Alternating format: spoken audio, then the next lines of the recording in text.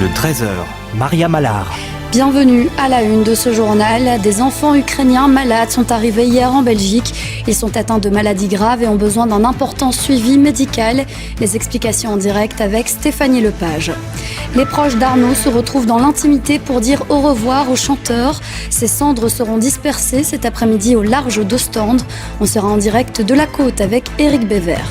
Cette question dans ce journal, quel cap pour les engagés? Le parti, anciennement CDH, se réunit aujourd'hui et présente ses nouvelles lignes directrices. On sera sur place en direct. Et puis on ira à la rencontre d'une famille ukrainienne dans ce journal. Hors de question pour elle de partir, même si elle vit près de la ligne de front. Partir, ce serait abandonner ses vaches et du coup son gagne-pain. C'est arrivé près de chez vous, le film culte à 30 ans et 30 ans après, il est toujours aussi culte. Analyse de cet ovni du cinéma dans notre séquence C'était il y a.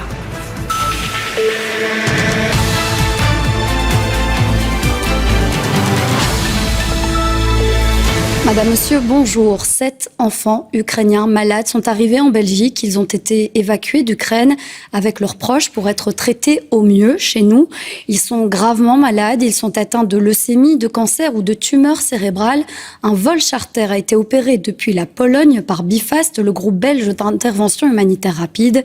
Les enfants sont arrivés hier à l'hôpital militaire de Neder-Overenbeek. Stéphanie Lepage, il s'agit de patients très jeunes. Oui, il s'agit de jeunes patients âgés de 2 à 17 ans. Ils sont arrivés à 19h à l'aéroport militaire de Melsbroek, accueillis par une large équipe composée notamment de professionnels de la santé belge, dont vous faites partie, Pascal Rosière. Vous étiez l'un des coordinateurs de cette opération. Alors, quel a été d'abord le dispositif prévu sur place ? Alors tout à fait, donc nous avions à l'accueil à Melsbroek des équipes médicales avec 5 ambulances, un bus, le tout coordonné par un directeur médical qui a pris en charge ces patients. Et puis au niveau de l'hôpital militaire, nous avions l'hôpital militaire avait installé divers box et nous avions des équipes médicales composées de médecins et infirmiers délégués par la société belge d'hémato-oncologie pédiatrique qui ont réexaminé ces 7 patients pour voir un petit peu si l'évolution durant le vol, si tout s'est correctement passé. Et puis pour dispatcher, coordonner les soins par la suite. Ce vol, cette évacuation, c'est aussi une équipe belge qui l'a menée ? Tout à fait. Donc Bifast a réalisé ce vol avec également des équipes médicales pour assurer le suivi des enfants. Et aussi des traducteurs à bord. Ces enfants, ils ont quel type de pathologie ? Effectivement, il y avait des traducteurs tout le long des interventions, que ce soit dans l'avion, mais également au niveau de l'hôpital militaire.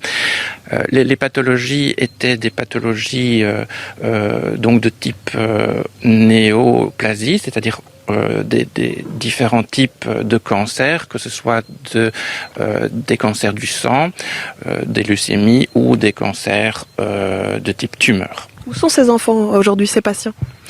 Alors, ces enfants ont été répartis dans les 3 régions du pays, dans des hôpitaux capables d'assurer les soins de meilleure qualité pour chacune des spécificités médicales des enfants. Merci beaucoup, Monsieur Rosière, pour toutes ces précisions en direct. À noter enfin que 75% des frais de transport de cette opération ont été pris en charge par la Commission européenne. Merci Stéphanie pour toutes vos explications en direct et merci à votre invité. Un dernier au revoir à Arnaud. Ses cendres vont être dispersées aujourd'hui au large d'Ostende, sa ville natale. L'icône du rock belge est morte il y a 3 semaines maintenant. Et c'est en mer que ses proches lui diront adieu. Éric Bévert, vous êtes à Ostende justement. Une cérémonie aura lieu dans l'intimité. Oui, effectivement, une cérémonie aura lieu sur le bateau chargé de disperser les cendres d'Arnaud au large d'Ostende. Une cérémonie réservée aux proches du chanteur. On parle de 35 invités. De toute façon, le bateau ne pouvait accueillir que 50 passagers maximum. Il y aura, dit-on, des textes, des chansons, des témoignages. Le public ne pourra pas y assister, mais ce public n'a pas été oublié. Il est invité à se rendre sur la jetée derrière moi, la jetée en blanc. Le bateau la longera au ralenti avant de se rendre en mer pour permettre aux gens de éventuellement rendre hommage à Arnaud, jeter une fleur dans l'eau, peut-être prendre une photo. le bateau ensuite quittera l'avant-port et se rendra en mer pour la dispersion proprement dite. Attention, il ne s'agit pas de jeter les cendres au vent comme on le voit dans certains films. En fait, on va déposer dans l'eau une urne biodégradable qui va se décomposer en environ une demi-heure. Les cendres se répandront alors dans l'eau. Selon les souhaits d'Arnaud, ça se passera en musique, puisqu'au moment de la dispersion même, on fera jouer la chanson Like a Rolling Stone de Bob Dylan. Le public, évidemment, réuni ici ne pourra pas l'entendre, mais peu importe, on s'attend à ce qu'il y ait du monde, même si la jetée est encore un peu vide pour l'instant.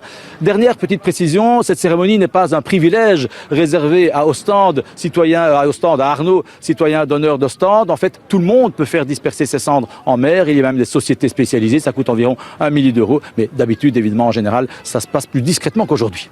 Merci Eric pour toutes ces précisions en direct.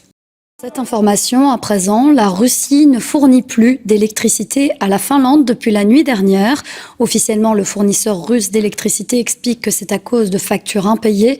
Mais cela intervient dans un contexte bien précis, alors que la Finlande s'apprête à annoncer sa candidature à l'OTAN. La Finlande explique qu'elle peut se passer sans problème de l'électricité russe. Elle ne représentait jusqu'ici que 10% environ de sa consommation électrique totale. Puis regardez ces images qui nous parviennent des États-Unis. Une tempête de poussière a balayé le Dakota du Sud, c'est dans le centre du pays. Résultat, vous le voyez, ce nuage sombre qui s'étend sur des centaines de mètres. Le ciel s'est assombri et cela a forcé les voitures à allumer leurs phares. Dans la suite de ce journal, des centaines de litres d'huile usagée peuvent se transformer en vrai gagne-pain. En France, une association l'a bien compris, les récolte pour les recycler et les revendre. Arroser, arroser et encore arroser. Les terrains de golf dégustent en ce moment avec la sécheresse. On se rendra sur l'un d'eux dans ce journal.